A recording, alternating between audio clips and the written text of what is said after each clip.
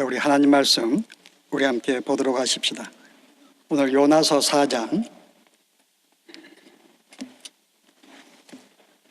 우리 4절에서 11절까지 어제와 같이 여러분과 제가 한 절씩 우리 들어가면서 우리 교독을 하시겠습니다. 요나서 4장 4절 말씀 제가 읽습니다. 여호와께서 이르시되 내가 성내는 것이 옳으냐 하시니라.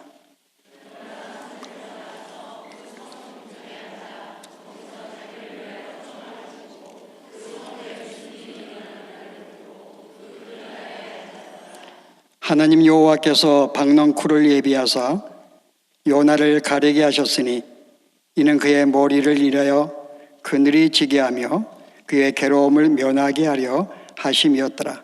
요나가 박넝쿨로 말미암아 크게 기뻐하였더니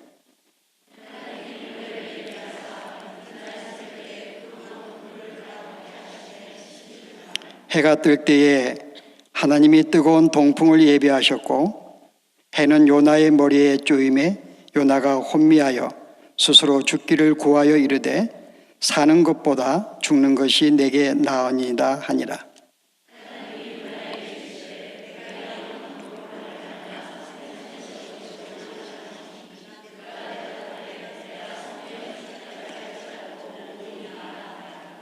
여호와께서 이르시되 내가 수고도 아니하였고 재배도 아니하였고 하룻밤에 났다가 하룻밤에 말라버린 이 박넝쿨을 아꼈거든.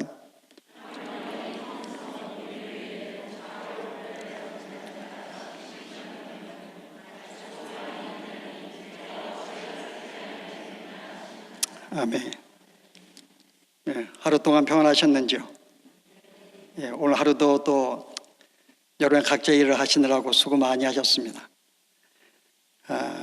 제가 오늘 이 말씀을 제가 준비하다 보니까는 우리가 올해 영락교회 표가 있더라고요. 자, 뭐죠? 예수님의 마음을 품는 교회.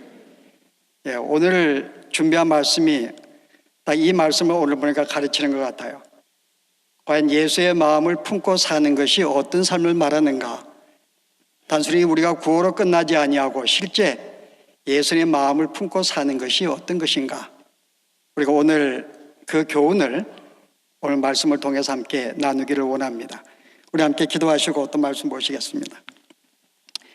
은혜로 오신 하나님, 오늘도 저희들을 부르셔서 또 주 앞에 나와 예비하게 하시고 저희들로 주의 말씀을 듣게 하시니 주여 감사합니다. 오늘도 저희들에게 말씀하여 주시옵소서.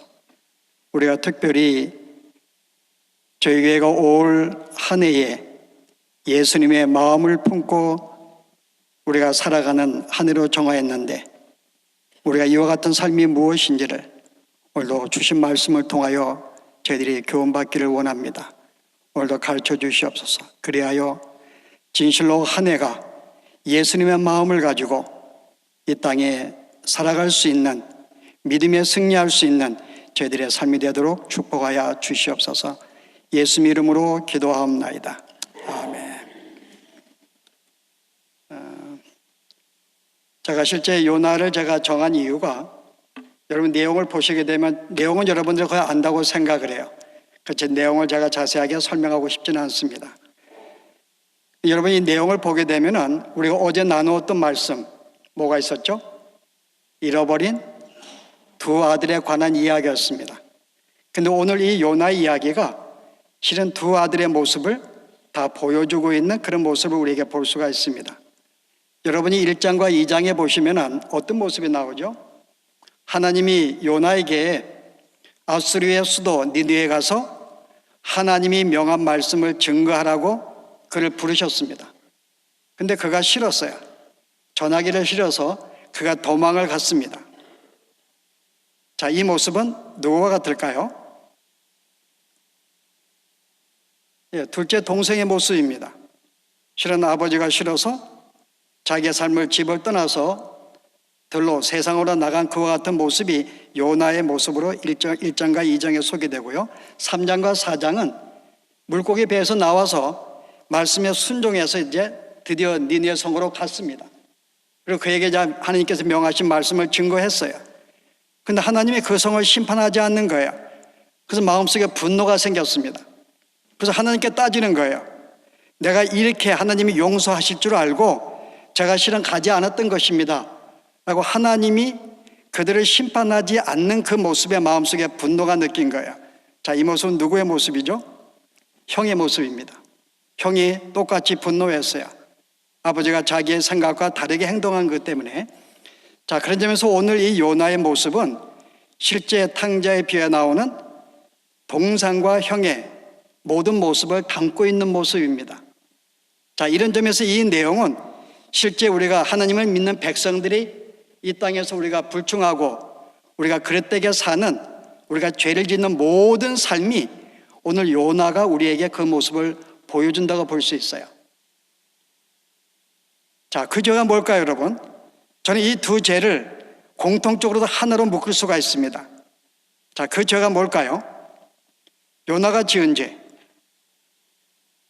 형과 동생이 지은 죄가 있습니다. 여러분 보시게 되면 오늘 봉독한 내용이 우리에게 힌트를 줘요. 자, 어떤 내용을 시작해요? 요나가 성냄으로 분노함으로 시작을 합니다. 자, 왜 분노했죠? 실은 요나가 분노한 것은 우리 그 전에 여러분 1장과 2장에 보시면 요나가 하나님의 말씀에 순종하지 못하고 도망간 이유가 있습니다. 자, 왜 도망갔을까요? 자, 요나는 하나님이 그를 부르시고 명령하실 때 자기는 좀 이해하지 못했어요. 왜냐하면 실제 자기가 볼 때 하나님이 그에게 명하신 것은 어떤 신학적으로나 또 실제적으로나 이거는 합당치 않다고 생각을 한 거예요. 왜 그럴까요, 여러분? 실제적으로 여러분 신학적으로는요. 여러분 실은 신학적으로 볼 때에는 벌써 몇 년 전에 하나님이 나움 선지자를 통해서 예언하게 만들었는데 그 내용 모두가 뭔가 하면은 아수르 성이 멸망한다는 예언의 말씀이에요. 그 니네 여기에 아수르 사람들이 워낙 악했기 때문에 그들을 심판한다는 말씀을 선포하셨거든요. 여러 해 전에 하나님이 그렇게 심판한다고 말씀해 놓으시고 다시 와서 심판하지 않겠다는 것은 하나님이 뭔가 변덕스러운 어떤 그의 정의가 의심이 되는 거예요. 그리고 실제 아수르 사람들은 어떤 사람들이에요? 여러분 역사에 보면은 이 땅에 존재하는 민족 가운데 가장 잔인한 민족으로 소개합니다. 한 예로 여러분이 이 아수르가 이제 전쟁을 하게 되면은 보통 포로들을 어떻게 대하는가 하면은 일단 기본적으로 두 다리를 잘라버려요. 그리고 한 팔을 자릅니다. 우리는 보통 포로를 그렇게 대하지 않아요. 그것도 부족해서 또 머리를 자르는 사람들은 그의 가족들을 불러다가 그 머리를 장대에 메고 행진하게 만들어요. 혀를 뽑기도 하고 그리고 밧줄을 묶어가지고 잡아당김으로써 온몸에 살갗을 그냥 껍데기를 벗겨버리는 그런 여부의 민족이었어요. 아수르가. 근데 이 아수르가 실질적으로는 이 북쪽 이스라엘 많이 오랫동안 괴롭혔습니다. 계속 쳐들어오고 괴롭히고 조공을 받고 계속 괴롭혔어요. 722년은 결국은 쳐들어와서 북쪽 이스라엘을 완전히 멸망을 시켜서 그 다음에 북쪽 이스라엘을 뭐로 만들었어요? 사마리아인으로 만들었어요. 그럼 무슨 뜻인지 알아요? 여러분 그때까지 사마리아인이 아니었어요. 아수르가 얼마나 독한가 하면은 많은 사람들을 포로로 끌고 자기들의 나라로 데려갔고 남아있는 유대인들에게 이스라엘 사람들에게 어떻게 했는가 하면은 자기들의 민족을 끌고 와서 함께 강제적으로 혼혈을 시켜버린 거예요. 그 더 이상 이스라엘 백성이 존재하지 않게. 그래서 남쪽의 유다가 볼 때에는 그들은 뭐예요? 그들은 뭔가 이방인과 섞인 자. 그래서 사마리아인이 된 그때부터 경멸을 받게 된 거예요. 그건 누가 한 걸까요? 아수르 민족이 한 것입니다. 그 실은 이들은 굉장히 악해요. 정말 이들은 잔인하고 악하고 너무나 패역한 그리고 하나님을 전혀 알지 못하는 이런 민족이기 때문에 하나님 마땅히 그들에게는 심판을 해야 되는데 마땅히 심판해야 되는데 하나님이 내가 너에게 명한 것을 선포하라고 이야기해 볼 때 뭔가 그들을 용서할 것 같거든요. 이게 이해가 안 가는 거예요. 불의한 자는 마땅히 벌을 받아야 되는 거예요. 근데 그가 그 하나님의 그 명령이 마음에 속상하고 어게인스트, 거기에 분노한 거죠. 그래서 실은 그 명령에 순종하지 않고 도망간 것입니다. 자, 오늘 여기 내용도 어떤 내용이에요? 결국은 하나님이 그를 물고기에 집어넣고 결국은 풀어주면서 다시 이제 사명을 감당하게 만들었습니다. 그 니네 가서 이제 이 말씀을 선포했어요. 선포한 내용이 뭘까요? 실은 이 사람이 이 내용이 아니면 선포 안 했을 거예요. 이 사람은 사랑으로 그들이 돌아오는 마음으로 증거한 거 아닙니다. 그들의 멸망을 선포한 거예요. 뭐라 그랬어요? 이 성이 40일이 지나면은 너희들의 패역함으로 하나님께서 멸망을 시킬 것이다 라는 메시지를 전한 거예요. 용서하겠다는 메시지가 아닙니다. 그런데 이들이 이 말을 듣고 온 민족이 여기 이 니네 사람들이 회개하기 시작한 거죠. 왕으로부터 짐승에 이르기까지 베옷을 입혀가지고 다 회개를 하는 것입니다. 그래서 하나님이 그들의 돌이킴 보고 심판을 하지 않으신 거예요. 저는 이것 보면요, 저에게는 힘이 나는 게 있습니다. 실제 이 사람이 복음을 증거할 때, 여러분, 이 말씀을 증거할 때 진짜 사랑하는 마음으로, 돌이키는 마음으로 뭔가 그들의 성장하는 그런 마음을 가지고 전혀 선포한 게 아니죠. 멸망하기를 바라는 선포였어요. 근데 그들이 돌이키거든요. 그럼 결국은 여러분을 돌이키지 않는 것은 저의 책임이 아닌 걸 알 수 있어요. 그죠? 하나님께서 제가 아무리 여러분에게 어떤 이상한 말을 한다 할지라도 하나님은 이런 마음을 돌이키는 것, 여기에 이제 힘이 되는데요. 그래서 오늘은 한번 두서없이 해보려고 합니다. 얼마나 우리가 은혜가 되는가. 자, 뭐 하다가 또 얘기했어요? 시작부터 벌써 막히는데요. 제가 무슨 얘기를 했어요? 예? 여러분 답변하시면 제가 지금 조금 제가 나갈 수가 없는데, 저도 지금 기억이 전혀 안 나요.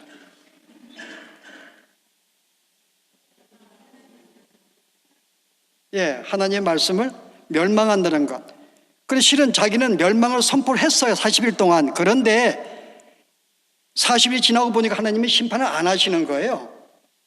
그래서 화가 난 거예요. 속상해서, 봐라, 내가 실은 혹시 이런 일이 벌어질까 봐 내가 실은 안 간 건데 역시나 이런 일이 벌어졌다는 거죠. 그 마음이 변한 게 아니에요. 그래서 마음이 분노한 거죠. 속상한 거예요. 하나님께서 그에게 그러니까 분노하는 모습 보고 뭐라 그래요? 야, 어찌 너의 성냄이 합당하냐고 묻는 거야. 그러니까 요나가 뭐라 그래요? 나의 성냄이 합당하다고 답변하는 거예요. 보통 배짱이 아닙니다. 그래서 하나님이 그에게 교훈을 주기 위해서 어떤 일을 벌여요? 그가 이제 언덕에 가서 과연 하나님이 어떻게 하실까 조금 더 지켜보기를 원해서 언덕에 올라갔는데, 햇빛이 나서 뜨거울 때 하나님이 박넝쿨을 거기에 자라게 만들어서 시원하게 만들어 주었습니다. 그 너무나 거기에 기뻐하고 즐거웠다 그래요. 그거로 말미암아. 근데 그걸 또 죽여버리신 거야. 그 여기에 또 화가 난 거야. 참 주시지 말지, 이렇게 뭘 조금 주시다가 좋으려 그러니까 왜 걷어가시고 또 고통을 주시는가. 그 또 성내고 또 하나님께 또 따지고 분노합니다. 그래서 하나님이 뭐라 그래요?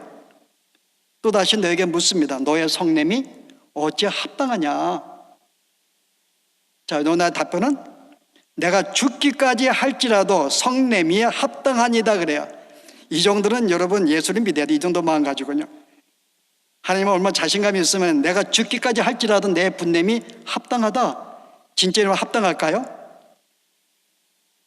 자, 그러면 오늘 우리가 먼저 오늘 교훈을 갖기 전에 먼저 이 요나의 성냄에 대해서, 실은 여러분이 이 전반적인 장은 요나의 분노를 다루시는 하나님의 모습을 볼 수가 있어요. 어떻게 그 분노를 다루시는가? 그리고 왜 분노가 합당치 아니한가? 그 믿는 성도는 어떻게 살아야 되는가에 대한 교훈을 주고 있는 것입니다. 자, 요나의 성냄이, 자, 요나가 일단은 우리가 성냄에 대해서요, 이 사람이 왜 성을 냈어요? 왜 화가 났습니까? 딱 하나가 있어요. 자기가 생각한 어떤 기준에 하나님이 그렇게 명하지 않으시고 하지 않은 것 때문에 그런 것입니다. 자기가 하나님은 최소한에 이렇게 하셔야 되라는 기준이 있었어요. 최소한 악한 민족은 멸망시켜야 돼. 그죠? 근데 하나님이 그들을 멸망시키지 않을 것 같으니까는 분명히 도망간 거 아니겠어요? 지금도 마찬가지예요. 내가 40일간 멸망한다고 선포했으면 선포를 하는데 해야 되지. 선포한 대로. 근데 왜 그들이 돌이켰다고 그들을 멸망시키지 아니한가요? 그 실은 이 요나는 자기가 이렇게 하게 되면 하나님은 이렇게 반응을 보일 것이다, 이렇게 해야 한다는 자기의 생각의 기준이 있었어요. 근데 그 기준에 하나님이 따라주지 않은 것입니다. 여기에 분노한 거예요.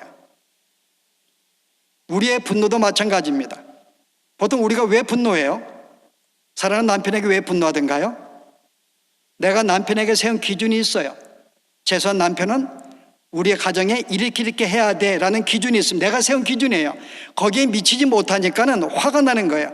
우리의 화냄은 어디에서 나오는가 하면 요나와 같이 내가 세운 기준에 미치지 아니했을 때, 내가 왜 송되게 화를 내요?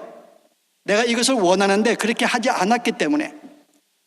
왜 목사가 성되게 화를 냅니까? 우리 명 목사님은 화내시는 분이 아니기 때문에.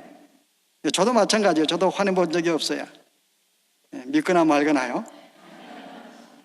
그럼 제가 왜 화를 내는가요? 아니, 이 정도 예수를 믿었으면, 이제 10년, 20년 교육도 받고 믿었으면 뭔가 이 정도 이제 하나님을 잘 섬겨야 되는데, 이게 10년이 가도 20년이 가도 전혀 변화가 없는 거예요. 여기에 화가 나고 속상한 거죠. 여러분들은 어떠시대요? 목사 볼 때 화난 적이 있는가요? 우리가 화나는 이유도 있어요. 왜 목사가, 왜 우리가 이렇게 하지 않냐할까? 여러분이 세운 기준에 따라서 하지 않았기 때문에 우리는 분노하는 것입니다. 그 우리의 삶의 현장을 볼 때에는 실제 우리의 분노라는 것은 우리가 세운 기준에 대해서 하지 않았기 때문에. 자, 요나가 세운 기준이 뭘까요? 요나는 자기의 기준이 있었어요. 하나님은 공의의 하나님이시다 라고 하는 지식이 있었습니다. 그래서 하나님은 공의롭게 행하셔야 돼요. 자, 공의라는 것은 잘한 자에게는 상을 주고 못한 자에게는 벌을 주시는 것입니다. 그런데 하나님의 택한 백성 이스라엘은 계속 공격을 당하는 거예요. 옆 나라에게, 아수르에게. 계속 우리는 어려움을 당하게 만들고, 믿는 사람은. 아수르는 멸망시키지 않고, 그래서 마음속에 분노한 거죠. 자기의 기준에 따라서 하나님이 하지 않은 거죠. 우리가 어제 나누었던 형도 마찬가지입니다. 형이 왜 아버지에게 분노하고 잔치에 못 들어갔어요? 자기가 세운 기준이 있었어요. 마땅히 아버지의 재산을 탕진한 아들은 받아들이지 않거나 벌을 주어야 하는 것이 옳은 거예요. 자기가 세운 기준입니다. 근데 아버지가 그렇게 안 한 거죠. 오히려 그를 잘 대우해 준 거예요. 그를 환영하고 송아지를 잡아주고 가라지를 끼우고, 그 자기가 세운, 아버지 최소한 이렇게 해야 되는데 아버지가 그렇게 하지 않았기 때문에 실은 마음속에 분노가 생긴 거죠. 오늘 요나가 그것 때문에 화가 난 거예요. 하나님은 자기 마음대로 생각한 대로 안 했기 때문에 자기 기준에 따라주지 않은 거죠. 또 그에게 어떤 기준이 있었어요? 하나님에 대한 기준. 하나님은 우리 이스라엘의 하나님이라는 기준이 있어요. 우리의 하나님. 그 자기들은 독특한 민족성이 있습니다. 그 외에 모든 다른 이방인들은 하나님의 백성들이 아니기 때문에 그들은 이렇게 그들을 멸시하고 개같이 여기고 그렇게 지냈어요. 나의 하나님인데, 근데 하나님은 보니까는 꼭 우리만 보호하시고 우리 하나님으로만 안 하시는 것 같아. 분위기가. 왜 니네 사람들을 뭔가 그들의 긍휼을 베풀고 그들을 용서하고 뭔가 그들을 보호하는 어떤 그런 분위기를 본 거죠. 우리 하나님인데, 내 하나님인데 왜 저 민족한테 저런 어떤 마음의 긍휼과 사랑을 주려고 그럴까? 라고 하는 자기의 기준에 미치지 못한 거죠. 그래서 마음속에 자기가 세운 기준에 대해서 하나님이 그렇게 안 했기 때문에 마음속에 분노가 생긴 거예요. 그런데 하나님이 이제 그에게 묻습니다. 그러면 내가 세운 그 기준에 내가 화를 냈는데 과연 그 성냄이 합당할까? 라고 묻는 거예요. 이건 무슨 말일까요, 여러분? 그러면 내가 세운 기준이 과연 그게 진짜 옳은 기준이야? 라고 묻는 거죠. 지금 요나의 생각은 하나님은 정의의 하나님, 공의를 하시는 하나님으로 알고 있었어요. 근데 하나님은 뭐라고 이야기하세요? 나는 공의의 하나님만이 아니야. 뭐죠? 나는 사랑의 하나님도 돼. 나는 긍휼을 베푸는 자야. 그래서 실은 이거를 몰랐던 거죠. 사랑은 우리 민족한테만 주는 걸로 생각을 했지, 하나님이 온 인류, 그리고 자기들이 하나님 알겠지, 하나님은 모든 피조물이 그의 소유인 것을 그는 알지를 못했어요. 그러므로 그들도 보호한다는 것, 지킨다는 것, 이거 그거 알지 못한 거죠. 그 실제 하나님은 사랑의 하나님 되는데 그는 그걸 인식하지 못하고 공의 하나님으로만 생각하였기 때문에 그는 자기가 세운 기준이 온전한 게 아니에요. 그게 온전한 게 아닙니다. 그래서 내가 세운 기준이 온전하지 않는데 네가 그 기준을 가지고 네가 화를 내는 게 이게 옳을까라고 하나님 물으시는 거예요.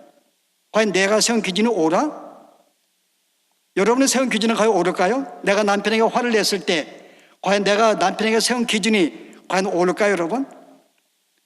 여러분, 실제 우리의 기준이 온전치 않고 좀 나중에 하겠지만은 깊이요. 온전치 않지만은 우리의 판단도 온전치 않아요. 우리가 상대를 볼 때, 내가 신랑을 볼 때, 내 이웃을 볼 때 과연 그 사람이 내가 보고 판단한 그대로 그가 살았을까? 그런 존재일까? 과연 여러분의 판단이 정확할까요? 우리는 정확하게 판단하지 않고도 나는 저 사람은 그럴 것이 생각하고 니네가 화내고 속상합니다. 한국 사람의 이 직감이라는 것은 엄청나죠. 이미 우리는 만나기 전에 벌써 알아요. 사람이 어떤 마음을 가지고 있는지, 얼마나 머리가 좋은지요. 그래서 우리는 항상 우리의 생각, 저 양반이 나를 좀 싫어하는가 보다 라고 생각하고 벌써 상한 감정 가지고 대해요. 과연 그 판단이 옳을까? 한번 제가 질문해 볼까요? 우리의 판단이 얼마나 옳지 않는지에 대해서요. 제가 일전에 제가 한번 비유를 드린 것 같은데, 우리 저기 지금 두 분이 딱 눈에 띄네요. 두 분이 계시는데, 그래도 이렇게 하얀 옷을 입으신 분이 조금 더 착한 이 색깔이기 때문에, 저분은 거짓말 하루에 한 50번 정도 하세요. 하루에. 근데 옆에 있는 분은 거짓말을 하루에 7번씩 해요. 그러면 제가 이제 두 분을 판단할 때 누가 더 비도덕적인 사람이에요? 하얀 옷을 입은 사람이 50번씩이나 어떻게 사람이 근데 7번은 봐줄 수가 있는데 어떻게 50번씩이나, 이게 우리의 판단입니다. 근데 과연 이 판단이 옳을까? 저분은 두 분은 예수를 믿은 지가 두 분 다 5년밖에 안 됐어요. 근데 하얀 옷을 입으신 분은 5년 전에 하루에 거짓말을 100번 하던 분이었어요. 아주 막 밥 먹듯이 거짓말 하던 분이었어요. 근데 옆에 있는 분은 예수를 믿기 전에 거짓말을 한 10번 정도 하신 분이에요. 10번 정도 했어요. 그런데 5년이 지난 다음에 저분은 지금 50번 하는데 몇 퍼센트 줄였을까요? 50% 반을 줄인 거예요. 그럼 저분은요? 30%밖에 못 줄였죠. 7번을 하기 때문에. 그럼 하나님 볼 때는 누가 더 그동 믿음의 선한 싸움을 싸우고 있는 거예요? 50번 하신 분이죠. 근데 우리는 외형적으로 거짓말 50번 했다기 때문에 우리의 판단 속에 저는 더 나쁜 사람이야. 우리의 판단이 이래요. 우리의 판단은.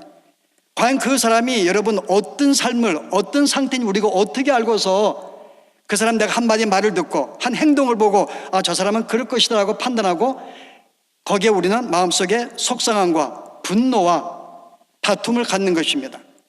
왜 그럴까 저 사람은? 그 우리의 판단도 온전찮아요. 기준도 마찬가지지만요. 뿐만 아니라 우리가 기준을 세워도 여러분이 살든가 이렇게요. 실은 내가 세운 나에 대한 나의 기준이 있습니다. 나는 하나님의 자녀로 이렇게 내가 살아야지 라고 기준을 세워요. 근데 우리는 저녁마다 주 앞에 기도합니다. 뭐라고요? 주님 오늘도 또 그렇게 못 살았네요. 또 오늘도 이렇게 또 범죄했네요. 오늘도 또 이렇게 내 욕심만 차렸네요. 용서해 주세요. 그리고 회개하면 그 다음날 변화가 돼야 되는데 똑같아요. 그 다음날 또 기도해요. 내가 정말 이것밖에 안 되는군요. 내가 또 이런 존재군요. 주여 국률이. 그 실제 우리의 삶도 항상 내가 세운 기준, 나는 최소한에 이렇게 살아야 돼 기준이 있는데 나는 그렇게 못 살아요. 그 나도 그렇게 실은 못 살고 있는데 우리는 다른 우리가 이웃과 형제에 대해서 어떻게 해요? 내 기준이 미치지 못한다 그래서 우리는 그 사람을 정죄하기도 하고 판단하며 그에게 분노하는 것입니다. 그래서 우리는 보통 부부싸움도 그렇게 벌어져요. 자녀와 관계라든지 이웃과 관계나 모든 교인들의 관계 속에서 우리가 항상 어떻게 대하기 때문에 내가 세운 기준 그것을 가지고 대하기 때문에 우리는 계속 끝없는 분쟁과 우리는 분노와 우리는 그런 속에 살아가게 되는 거죠.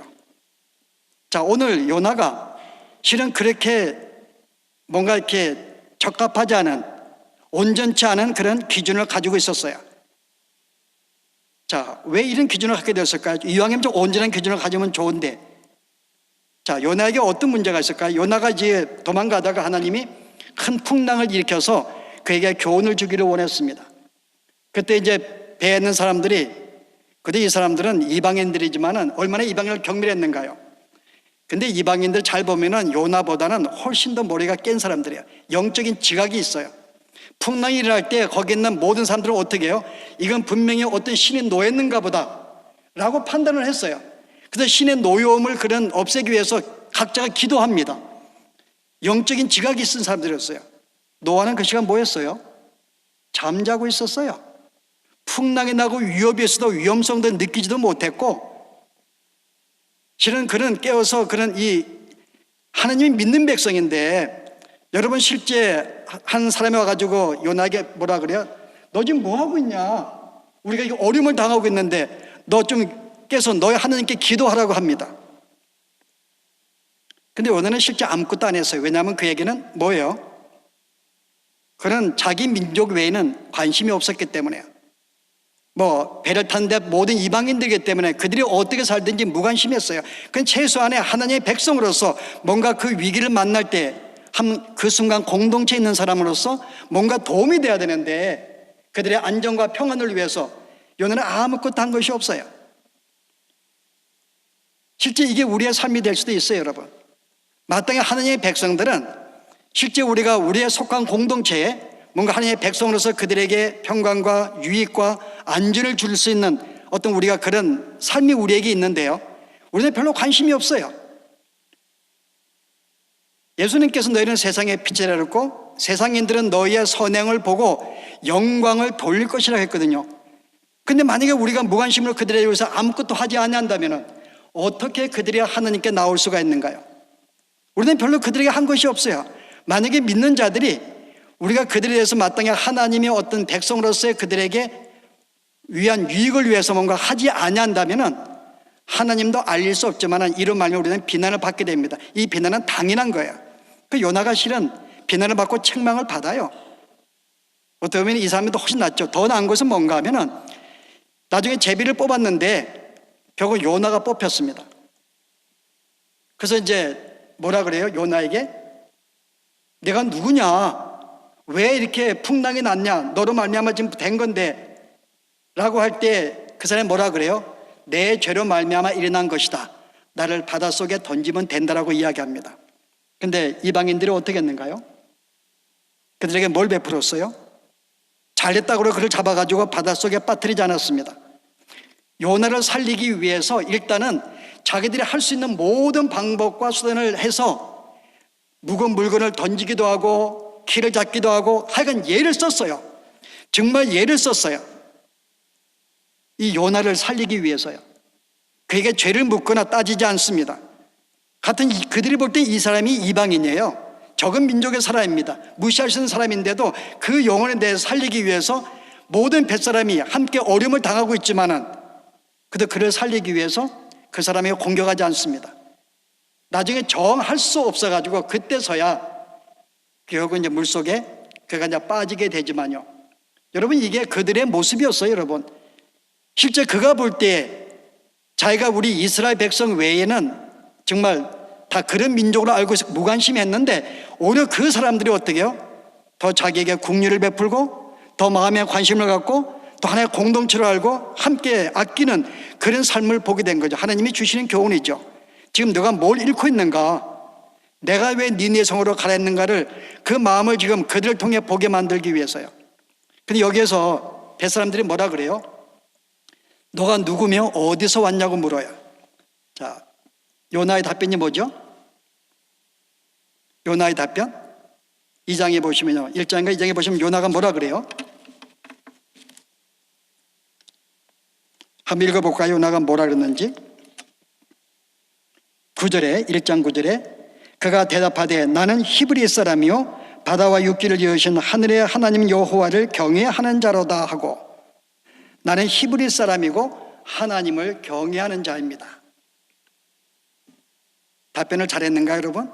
우리는 여기에서 요나가 뭐가 문제인지 알 수가 있어요. 자, 요나의 정체성이 뭘까요? 보통 우리는 우리의 정체성이라는 것은 네가 어떤 존재인지를 알리는 것입니다.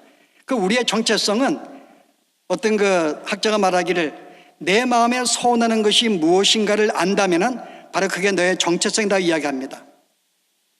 내가 물질을 추구하는 맛이 내 마음속에 거기에 소망을 두는 자면은 그게 나의 정체성이에요.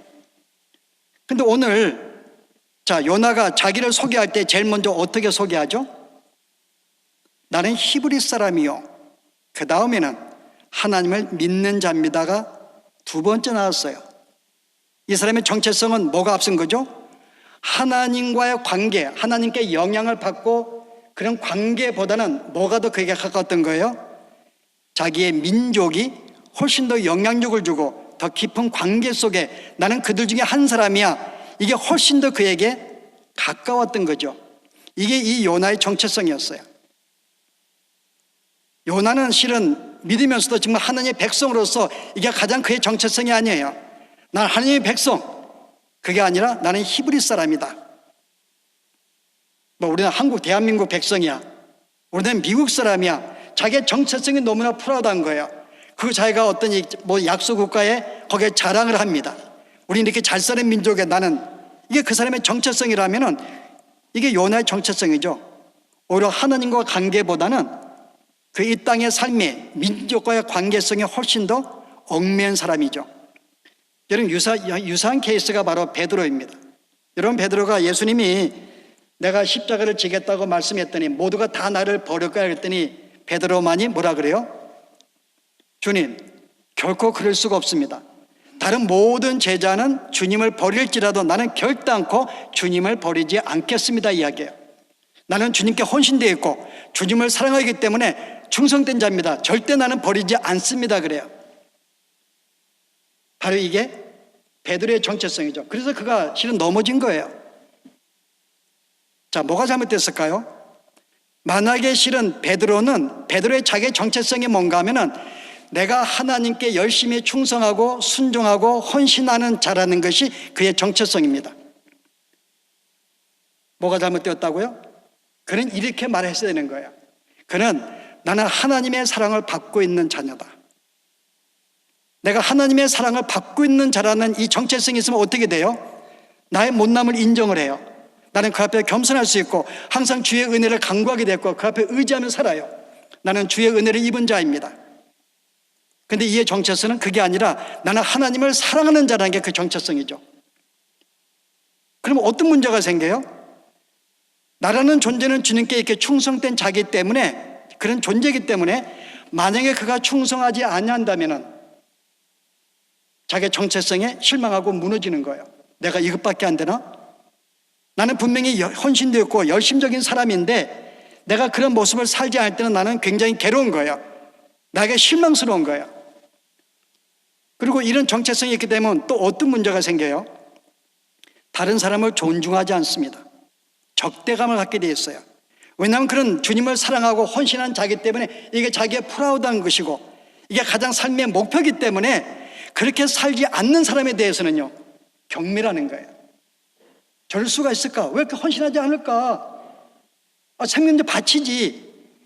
존중하는 마음이 안 생기고 그를 적대감 가지고 그래서 그가 나와 같은 삶을 살지 않는 모든 자에 대해서는 항상 그들을 경멸하거나 무시하거나 적대감을 가져요. 정체성이 잘못되어 있는 거죠. 바로 요나가 그랬던 거예요. 요나는 하나님의 백성으로서의 어떤 그런 정체성이 아니라 나는 히브리인이라는 정체성이 훨씬 더 강했어요. 오늘 우리들이 실제 왜 우리가 이렇게 오늘날 성도들이 우리는 보통 바른 판단을 갖추지 못합니다. 그 왜일까요? 우리 스스로가 하나님의 백성으로서의 바른 정체성을 가지고 있지 못하기 때문에요. 내가 내 나름대로의 나의 정체성을 만들었어요. 우리는 그것을 붙잡고 있기 때문에 그것을 할 때에는 자부심이 있고 성공한 것 같고 그렇게 하지 않는 모든 사람이 잘못된 것 같은 이런 정체성, 일종의 얄팍한 자기의 어떤 이 정체성이죠. 얄팍한 거죠. 이것 때문에 실은 그가 이런 그릇된 어떤 이게 기준을 갖게 된 것입니다. 이스라엘 문제는 기준은 정말 잘못되었어요. 그런데 하나님께서 이 요나를 어떻게 달아나가시는가? 실제 우리는 삶 가운데에서 우리는 첫 번째 기억할 것은 우리의 삶 가운데에서 과연 이 기준이라는 것이 과연 우리는 어떨까? 하나님은 너의 성냄이 합당치 않다라는 말은 너의 기준도 잘못되었고 너의 판단도 잘못되었기 때문에 다시는 그런 것으로 사람을 대하지 마라 라고 하는 메시지가 담겨 있습니다. 우리가 기준으로 대하게 되면 우리는 다 망가지게 돼 있어요. 여러분과 제가 아니면 어떤 우리가 여러분들이 처음 만나게 됩니다. 목사님과 여러분 만나게 돼요. 처음에 몇 년간은 어때요, 여러분이? 굉장히 우리가 최선을 다하기 때문에 서로의 기대감 속에 서로 살려고 그래요. 총각 처녀가 결혼하기 전에 서로 상대에게 기대감을 이 정도 존재를 알리기 위해서 최선을 다합니다. 결혼한 다음부터는 이제 이미 성공했는데 뭘 보였냐고요? 최선한 모습 안 보이죠. 그래서 우리는 최선의 모습 안 보이기 때문에 거기 이제 실망을 하게 돼 있어요. 근데 실제 제가 지금 뭐 하다가 또 얘기했는지 모르겠는데요. 제가 종종 이렇게 오늘은 제가 말짱한데 정신이 충분히 잠도 잤고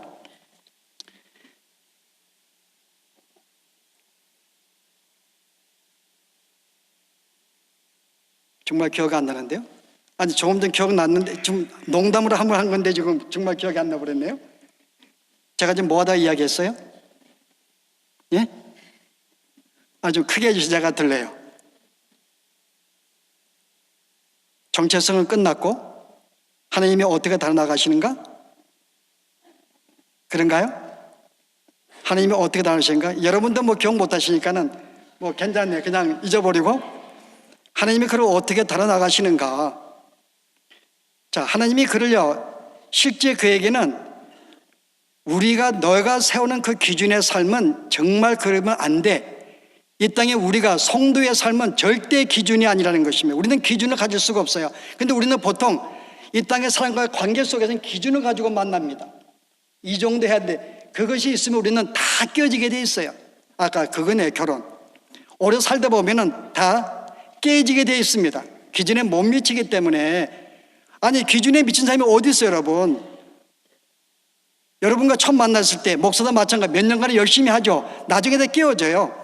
그러니까 실은 모든 인간관계는 처음에는 몇 년간은 서로 최선을 다하기 때문에 기대감을 살지만은 시간이 지나면서 편해지면서 점점 그 최선의 모습을 안 하기 때문에 이제는 내 기대치의 모습을 다 안 보이고 살아가는 거예요.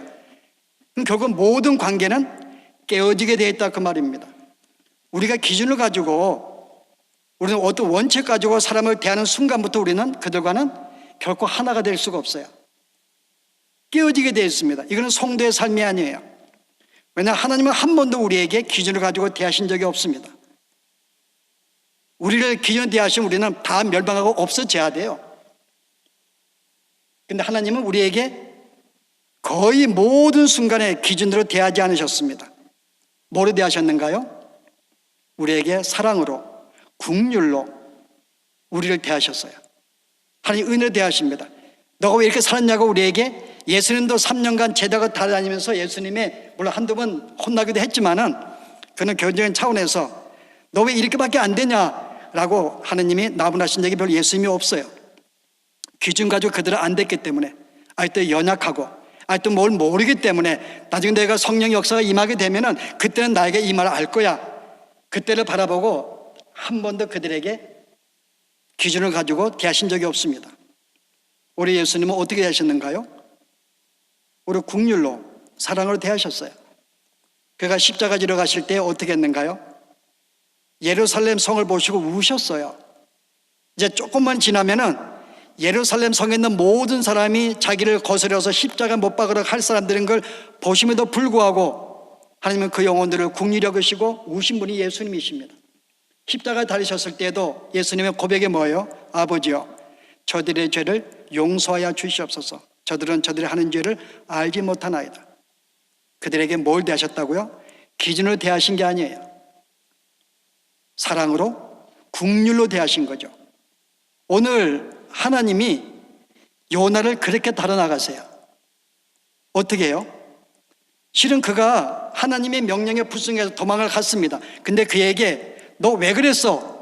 그를 책망하거나 벌 주지 않습니다. 오히려 그를 하여금 풍랑은 주었지만 그걸 통해 그를 깨닫게 하시는 거예요. 내가 얼마나 영적으로 내가 이렇게 낮은 상태에 있는지, 깨어있지 못하고 있는지, 내가 저 이방인들보다 훨씬 더 국률이나 사랑의 마음이 없는지, 세상 그들은 자기에 대해서 자기 때문에 모든 풍랑을 만나고 생명을 빼앗기는 상태가 되어 불구하고 자기를 살리려고 하는데 나는 저들에게 어떻게 되었는가?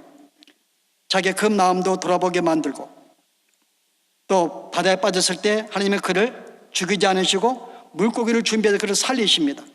오늘 여기도 마찬가지예요. 분노해도 여전히 박는 것을 통해서 교훈하십니다. 하나님은 그에게 뭘 가르치는 계속했어요? 기준이 아니에요. 하나님의 그 마음, 긍휼과 사랑으로 대하라는 것.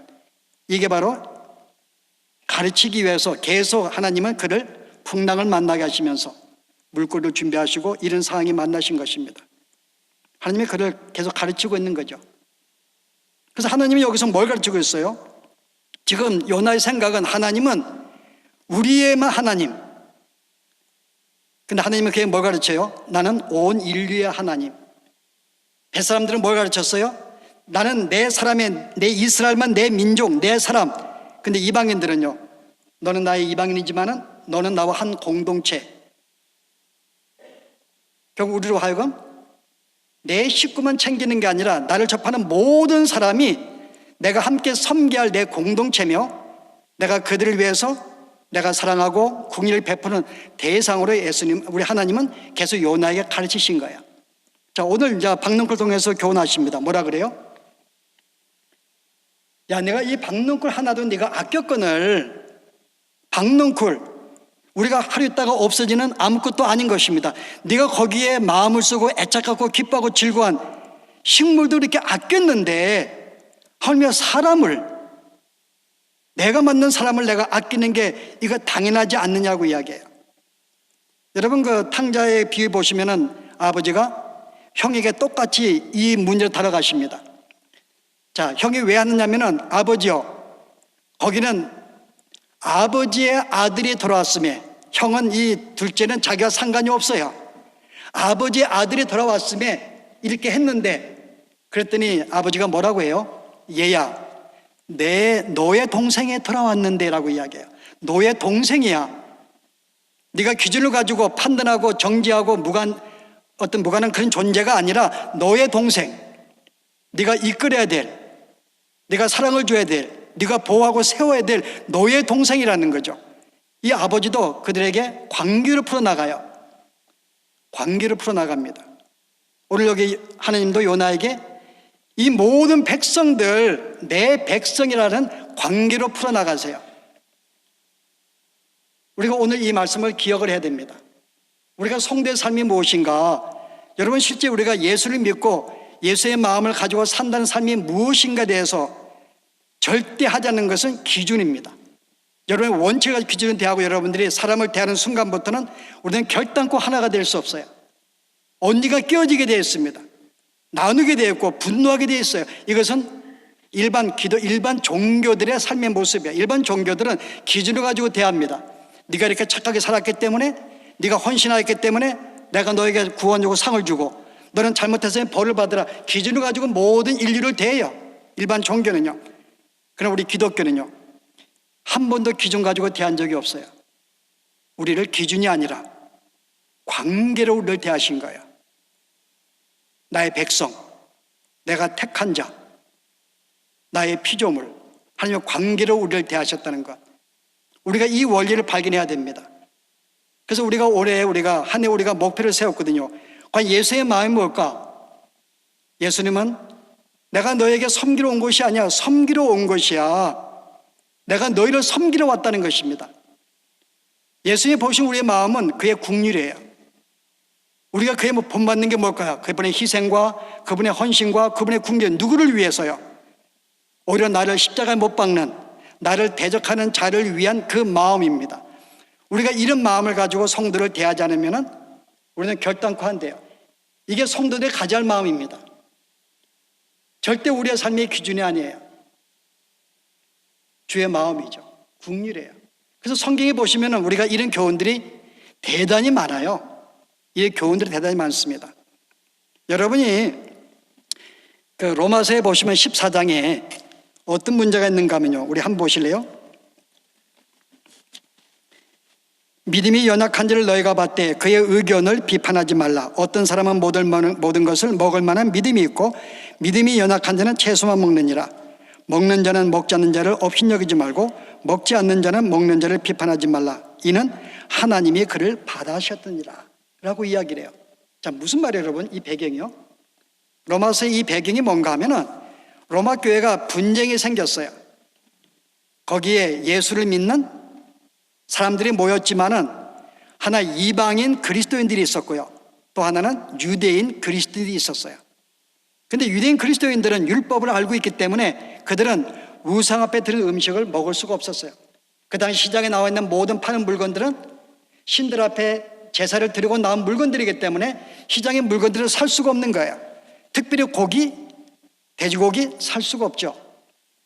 그래서 유대인 그리스도인들은 그거 사서 먹으면 안 돼 라고 이야기를 한 거죠. 근데 이방인 그리스도인들은요, 무슨 소리냐, 모든 이 먹는 음식은 깨끗하고 정결한 것인데 우리가 믿음으로 먹으면 되는 거지 왜 이게 뭐 잘못된 거야? 그래서 교인들이 분쟁이 생긴 거예요. 그래서 실은 음식을 먹지 않는 이방인 그리스도인들은 유대인 그리스도인들을 보고 뭐라고 이야기를 해요? 업신여기는 거예요. 아직 복음도 제대로 이해하지 못하고 저렇게 어떻게 쩔쩔매가지고 율법에 얽매가지고 저렇게 못 먹을 수 있어라고 업신여긴 거죠. 그럼 유대인 그리스도인들은요, 이방인 그리스도인을 향해서 뭐라 그래요? 비판하는 거예요. 어떻게 우상 앞에 드린 것을 먹을 수가 있어 라고 한 것입니다. 둘 다 어때요? 둘 다 기준을 가지고 대하고 있는 거예요. 우리는 이러면 안 되는데, 이렇게 해야 되는데 기준 때문에 둘 다 그렇게 못 미친 거예요. 그래서 분쟁이 생긴 거예요. 그 여기서 뭐라고 풀어나가요? 너는 업신여기지도 말고 서로 비판하지 마라. 하나님이 그를 받으셨어. 하나님 거야. 그 다음 사절에 뭐라 그래요? 남의 하인을 비판하는 너는 누구냐? 그가 서 있는 것이나 넘어지는 것이 자기 주인에게 있으며 그가 세움을 받으리니 이는 그를 세우시는 권능이 주께 있음이라. 그 사람은 내 거야. 너가 판단하면 안 되지. 너가 기준과 대하면 안 돼. 왜 그런가 하면 그 다음에 5절에 이렇게 소개해요. 어떤 사람은 이 날을 전하면 낮게 여기고 어떤 사람은 모든 날을 갖게 여기고 나를 중히 여기는 자도 주를 위하여 중히 여기고 먹는 자도 주를 위하여 먹으니 이는 하나님께 감사하며 먹지 않는 자도 주를 위하여 먹지 아니하며 하나님께 감사하느니라. 자, 둘 다 대해서 둘 다 옳다라고 이야기하는 거예요. 자, 음식을 먹지 않는 자는 물론 그가 복음을 온전히 이해하지 못했어요. 모든 음식은 정한 거기 때문에 그냥 믿음으로 먹으면 되는데 여전히 율법에 얽매여서 이거 먹으면 안 돼. 그래서 하나님 앞에 이걸 내가 안 먹음으로 나의 경건한 삶을 내가 소원하고 살기를 원했던 거예요. 그 마음은 자기는 최선을 다하고 있는 거예요. 복음을 온전히 이해하지 못한 것뿐이죠. 최선은 다했어요. 근데 그는 뭐라 그래요? 그 마음이 최선을 다했는데 뭐가 문제야? 저 사람은요, 음식 먹어도 돼. 이 사람 먹는 것도 내가 볼 때 나는 복음을 온전히 이해했어요. 이거 먹어도 되는 거예요. 자기가 알고 있는 어떤 신앙의 모든 지식 그 내에서는 자기가 최선을 다하고 음식을 먹는 거예요. 꺼리낌 없이. 이들도 주님을 사랑해서 그런 거고 안 먹은 사람도 먹은 사람 둘 다 주님을 사랑해서 했다는 거죠. 근데 우리는 어때요? 우리는 그 마음을 우리는 이해하지 못해요. 단순히 기준을 가지고 우리 먹으면 안 되는데 이거 먹으면 되는데 어떤 기준을 가지고 판단 속에 그를 대하기 때문에 서로 이렇게 갈라지는 것입니다. 로마 교회가 그런 문제가 생긴 거예요. 그러나 하나님은 그를 받으면 받는 것은 기준의 문제, 기준을 세우면 받지를 못합니다. 그냥 그를 내가 품고 용납하고 받아들이는 것, 이게 관계를 말하고 있는 거예요. 그런 관계 속에서. 근데 고린도에 가면은 조금 더 구체적으로 이야기를 해요. 성도의 삶에 대해서. 바울은 철저하게 정말 내가 형제를 기준으로 대하지 아니하고 하나님의 어떤 이 사랑으로, 어떤 국률의 사랑으로 대하시는데요. 제가 잠깐 생각이 나는데 우리는 우리는 국률의 사랑인 것 여러분 아시는가요? 어느 철학자가 사랑을 두 가지로 나눴어요. 하나는 국률의 사랑이고 하나는 애착의 사랑이에요.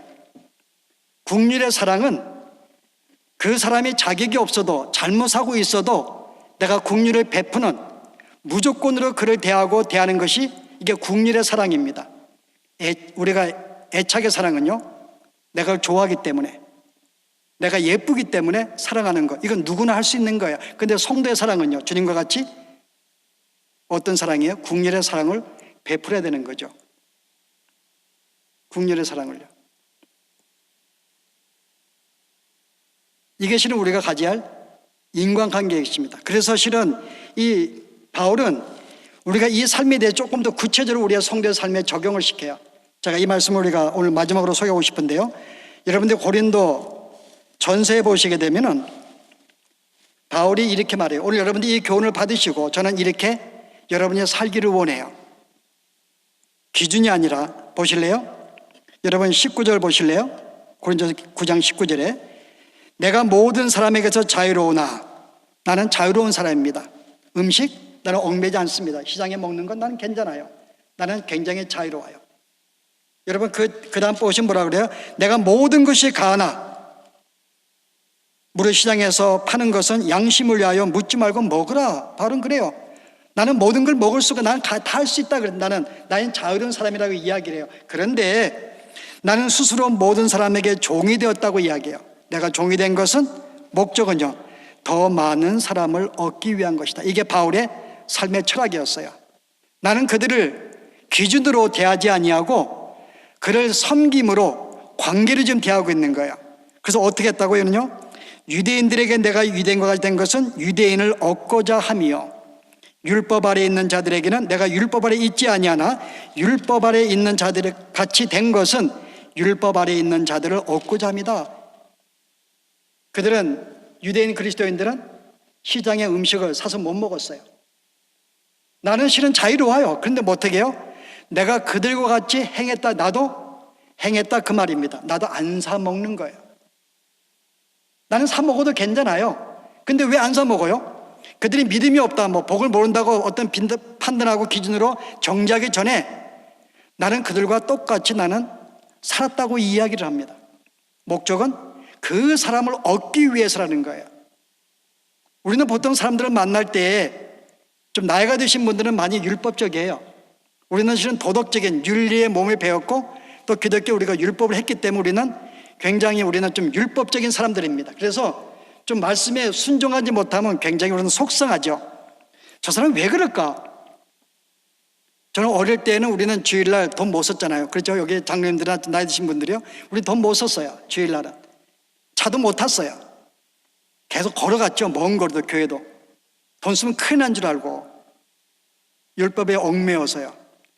요즘의 사람들은 그렇게 해요? 안 해요. 그러면 그렇게 율법에 얽매인 사람이 볼 때는 어떻게 해요? 믿음이 없는 거죠. 어떻게 저 사람은 주일날 돈을 쓰고 저 앞에 거룩한 삶을 보내지 않을까? 라고 이야기하는 거죠. 지금 사람들은 그 개념을 이해하지 못할 거예요. 나이 드신 분들이 이해해요. 무슨 말인지. 지금도 그런 마음을 가지고 있어요. 어떻게 저렇게 주일 성수를 하지 못할까? 와서 1시간 예배 드리고 간다. 나머지 다 너희들 시간 가져? 이 한 달의 주의 날인데 어떻게 예배 끝내자마자 도망가고 우리 갈 수가 있냐고? 우리는 보통 그런 생각을 가져요. 근데 뭐라 그래요? 나도 그들과 똑같이 행했다는 거죠.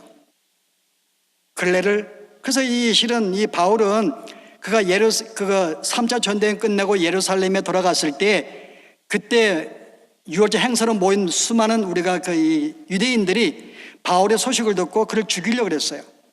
그때 예루살렘 교인들이 뭐라 그래요? 지금 너가 지금 큰일 났는데 한 가지, 네가 우리 교인 가운데서 나실은 사역한 자가 있다. 네가 그 사람의 후원이 되면은 아마 너가 율법을 버리지 않는 데 이해하고 너를 봐줄 거야. 자, 바울이 어떻게 해요? 나실인 서약자들의 후원자가 됩니다. 그가 복음을 몰라서요? 아니요. 그 목적은 그렇게 함으로 말미암아 그들과 등지지 않고 갈등하지 않고 언젠가 그의 삶을 통해 복음을 증거할 수 있는 기회를 만들기 위해서, 그는 좋은 관계를 맺기 위해서 나실인 서약의 후원자가 된 거예요. 여러분, 이거 굉장히 귀한 것입니다. 우리는 우리의 판단과 우리의 기준 속에 너 왜 이렇게 하지 않아가 아니에요. 못난 사람을 함께 가는 것, 따라가 주는 것. 오늘 여기서 율법을 행한 자. 근데 여러분 그 다음 보시면요, 반대로 나오죠. 율법이 없는 자에게는 내가 하나님께 율법이 없는 자가 아니요 그리스도 율법 아래 있는 자나 율법 없는 자와 같이 된 것은 율법 없는 자들을 얻고자 합니다. 그런 그리스도의 법이 있습니다. 우리가 법이 없는 게 아니에요. 기본적인 본질에 우리에 대한 하나님의 뜻이 무엇인지 알고 있어요. 그런데 율법이 없는 자에게는 그들과 같이 행했다는 거죠, 여러분. 여러분 쉬울까요? 여러분 고등학교 동창회 만나면 어디서 만나요? 남자들은요? 안 가보셨겠다네요, 오늘. 가끔 참석하면 보통 술집에서 많이 모여요. 우리는 예수 믿으면 그 자리가 이게 들어가야 되는가, 이게? 저는 제가 와이프하고 처음 이제 데이트할 때 오늘 식당에서 만나기로 했어요. 그 식당 앞에 가니까 거기니까 맥주라고 써 있더라고요. 이거 들어가면 저는 안 되는 거예요. 저는 밖에 못 들어갔죠. 집사람은 좀 자유로웠기 때문에 들어갔어요. 거기서 1시간 기다려, 난 밖에서 1시간 기다려. 헤어졌죠, 뭐 그날이요. 그렇게 헤어졌어요. 그리고 다시 또 시대가 만나게 되었는데 우리는 그런 개념 때문에 실은, 근데 우리는 정말 우리 믿는 자들은 융통성이 없어요. 율법 없는 자에게. 불신자를 만났을 때 우리는 그들의 삶을 우리는 용납하지 못합니다. 우리는 그들에 대해서 개척을 해요. 근데 뭐라 그래요? 네가 그러면 어떻게 그들에게 복음을 증가할 수 있는데? 함께 어울려야지. 같이 술? 같이 마셔줘. 같이 우리가 뭐 카드? 같이 노래 해줘. 같이 어울려줘. 그게 함께 하면서 좋아가지고 거기에 빠지는 게 아니라 그 자체가 우리가 죄를 짓는 게 아니기 때문에. 술이 우리가 죄를 짓는가요? 아니잖아요. 물건은 우리가 정하게 우리라 하여금 그것을 우리가 먹고 거기에 만족을 하고 거기에 의지하면 그 죄지만은 자체는 우리가 죄라고 볼 수가 없는 거예요. 함께 하실 수가 있어요. 그 목적은요, 좋아서 마시는 게 아니죠. 그 영혼을 얻기 위한 거죠. 그러나 우리는 그렇게 하지 않아요. 내가 세운 기준이 있기 때문에 그렇게 못 사는 삶, 우리는 그를 경멸하거나 정죄하고 판단하지, 우리는 그들을 똑같이 그들과 함께 할례받지 못한 율법이 없는 자, 이방과 똑같이 우리는 생활하지 못합니다. 우리는 생활을 해야 돼요. 그런데 그 다음에 뭐라 그래요? 약한 자들에게 내가 약한 자가 된 것은, 나는 약하지 않아요. 나는 시장에 물건도 사물 수가 있고, 제가 한번 그 얘기 한번 했죠, 여러분. 여러분 보통 교회 생활할 때 교회를 섬기는 자들이 믿음이 좋은 분들과 좀 믿음이 약한 자들이 분명히 있습니다. 우리가 집사를 임명된 사람과 몇십 년 오래 한 사람하고 여러분이 경륜이 틀리잖아요. 교회를 바라보는 눈과 일하는 처리가 틀려요. 오래 예수 믿는 사람들에게 일 맡기면 일을 잘합니다. 근데 우리가 뭐 어떤 장님들이 모여서, 집사님들이 모여서 같이 임명된 사람과 함께 여러분 회의를 하다 보면 어떤 문제가 생겨요? 그들의 의견이 우리가 볼 때 너무나 별로 이렇게 쓸만한 게 아니에요. 그 사람은 최선을 다해서 내는 의견인데 우리가 볼 때는 이것은 다 경험해 봤어요. 그거 안 좋아요. 그럼 여러분 어떻게 해요? 거기 한 10명의 믿음이 좋은 사람이 모였고 한 명이 갓 들어와서 그 의견을 냈을 때 우리는 보통 어떻게 해요? 그거 아니야 라고 우리는 보통 무시하고 의견을 채택을 합니다. 그래서 우리는 그 영혼을 잊어버려요. 그런데 실제 바울은 어떻게 했어요? 무슨 소리야? 그가 약하잖아. 그럼 나도 함께 약한 자가 되는 거예요. 그 의견, 그거 좋은 것 같다. 우리는 어떤 일의 성과를 바라보는 게 교회라는잖아요. 교회는 뭔가 일을 해가지고 성과가 우리의 성도의 삶이 우리는 아닙니다. 우리는 과정이죠. 성과가 아니에요. 과정이죠, 실은요. 지금 뭐하다 이 얘기에서 비유 나왔어요? 이거 참, 오늘은 여러분, 제가 내일 설 수가 없을 것 같더니, 그죠? 예, 성과가 아니다. 과정까지는 했는데, 이게 한 1년 전만 해도 전혀 이런 게 거의 없었는데, 이게 지금,